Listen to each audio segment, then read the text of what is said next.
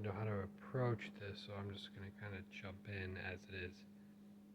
I don't know everything down to the smallest details of exactly what happened with Sandy in terms of the F&F mods in relation to the accusations opposed to him, but I can say up front that I don't fully agree with how it's being handled.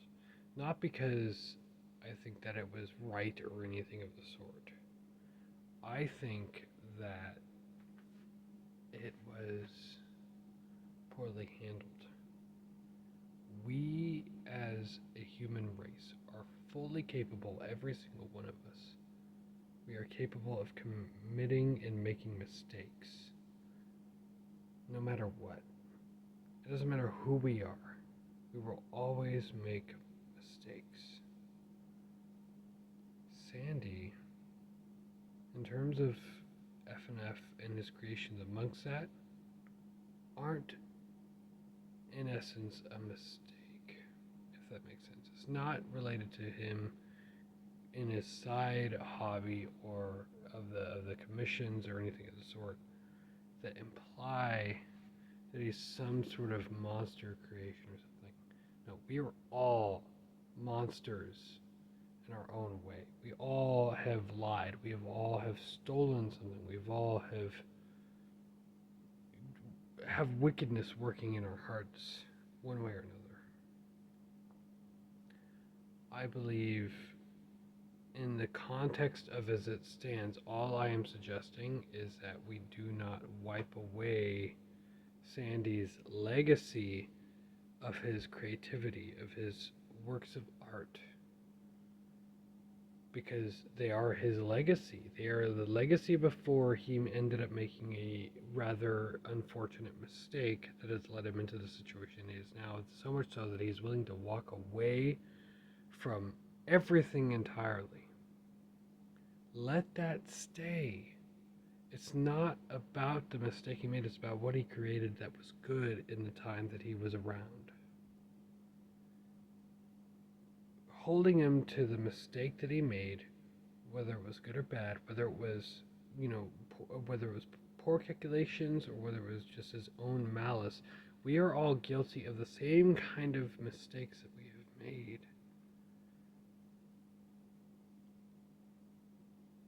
I fully believe that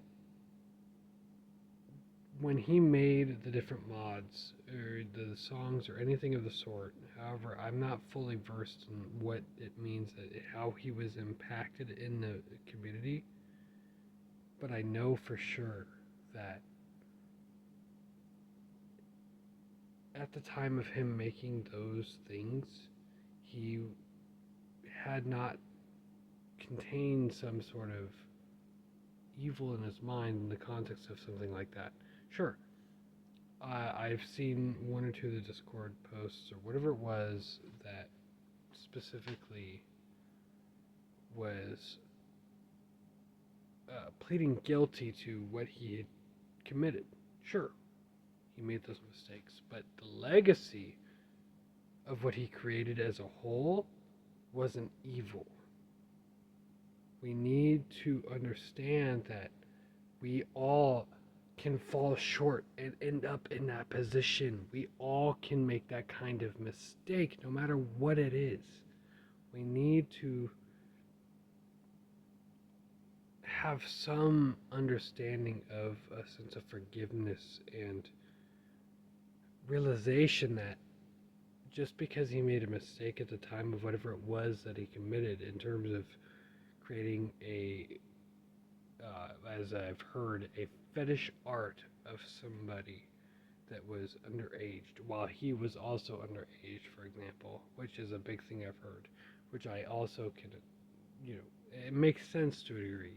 He's underage, the other person's underage. I'm not agreeing with it, but I'm expressly saying that what he built at the time before that point isn't tainted by a mistake that was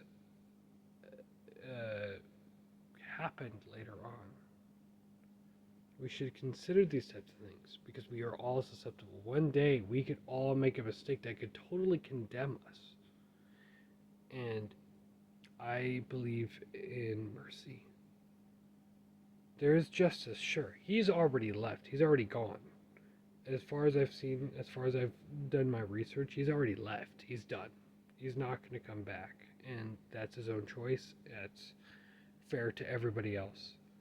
And he recognizes, and as far as I've heard, he's been very open about what happened and what has been done. So, in that alone should be more than reason enough that the legacy that he's left behind of the artistry that he's created should not be completely discarded or removed because it's not a manifestation of his mistake, but of his prime, of his creativity, of his truth and love, and the things that he has passion for. If he was nothing more than what everybody has been labeling him to be, then I don't believe that he would have ever made the things that he made. The things that he made were definitely special. They're some so special to me. I'm new to the FNF community, right? And it was shown to me by somebody who was in my family, and I didn't realize the complexity of this type of genre, this type of thing, until recently by somebody else very dear to me. And I can tell you right now that the things that he created do not define what he is or what he was at the time of his mistake. They are very separate, and we should treat that as such. At the time of him making the things that he made that we actually enjoy and love dearingly is not the thing that coincides with the mistake that he made. We should show mercy because the moment that he is condemned as we, or as others, I guess I would say, because I don't technically follow this fully, have condemned him to be, we are also condemning ourselves because the moment that sometime that whenever it is that we make the mistake in any sort of similar fashion that he made, even if it's just passingly by, right? We will be condemned the same. We should be showing mercy. I'm not saying he has to come back. I'm not saying that he should be fully reformed into what he was, because it's obviously not even something that he wants. But we cannot hold this kind of condemnation on somebody and then expect somebody else to forgive us when we've made a worse mistake, or even the same mistake. The same kind of destruction in the world. There's already enough pain and problems in the world. Let his legacy live, because he obviously made some very good things. And those very good things, right? The bad that he did does not define what those good things were. Those good things were what they are because of where they were created from. It was from a place of passion and love and creativity and art. Not from whatever it was that the mistake that he created. Not from that at all. It was from a place of passion. A place from, I would even argue, a godly place of musical talent. You know, I'm not a, it's complicated with all that, but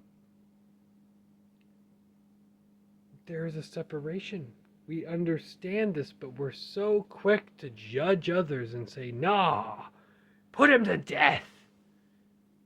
Well, how quickly would you say, oh yeah, put me to death? Because you made a mistake. Something that you overlooked. Something that you made a quick mistake over. Something that you had a quick lapse over.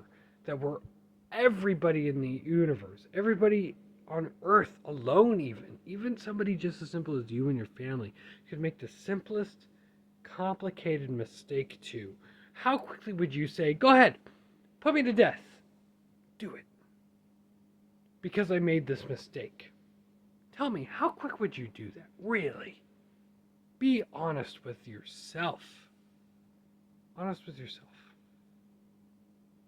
And yet you put this man to death because he made a mistake? There are many millions of people who made the same kind of mistake, and yet we should show mercy to these people because we would also seek mercy.